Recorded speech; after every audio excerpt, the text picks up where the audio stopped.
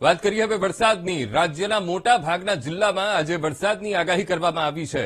Thunderstorm એક્ટિવિટીના કારણે તેજ પવન સાથે રાજ્યના મોટા ભાગના જિલ્લાઓમાં વરસાદ વરસી શકે છે અને કેટલાક વિસ્તારોમાં હળવો વરસાદ વરસવાની આગાહી કરાઈ છે. ત્યારે મોટા શહેરો જેવા કે અમદાવાદ, ગાંધીનગર, સુરત અને રાજકોટમાં પણ વરસાદની આગાહી કરવામાં આવી છે. હવામાન વિભાગે આજે આગાહી કરી છે રાજ્યમાં વરસાદ રહેશે અને તેજ પવન સાથે વરસાદ રહેશે. ત્યારે મધ્ય ગુજરાતના જેટલા પણ શહેરો છે ત્યાં વરસાદ વરસી શકે છે. તો આજની જો આગાહીની વાત કરવામાં આવે, છોટાઉદેપુર, નર્મદા, ભરૂચ અને સુરતમાં આજે વરસાદ પડી શકે. સાથે કચ્છ, તાપી, ડાંગ અને નવસારી ત્યાં પણ વરસાદ થઈ શકે છે. તો આ તરફ વલસાડ, પછી સુરેન્દ્રનગર છે, રાજકોટ છે, જામનગર છે, ત્યાં પણ આજે વરસાદી માહોલ રહી શકે. વાત કરીએ સૌરાષ્ટ્રના શહેરોની, પોરબંદર છે, જૂનાગઢ છે, અમરેલી છે, ત્યાં પણ વરસાદ રહેશે. મોરબી, દ્વારકા, ગીર સોમનાથ અને બોટાદ જિલ્લામાં પણ વરસાદી માહોલ રહેશે.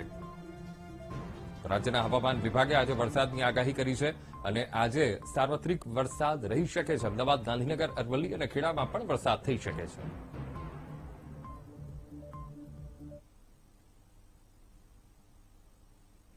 છેલ્લા 24 કલાકમાં રાજ્યના 25 તાલુકામાં વરસાદ અને ખંભાળિયામાં સૌથી વધુ 9.5 ઇંચ વરસાદ ખાબક્યો. પોરબંદરમાં 2.5 ઇંચ, ભાણવડમાં 2.25 ઇંચ વરસાદ નોંધાયો છે.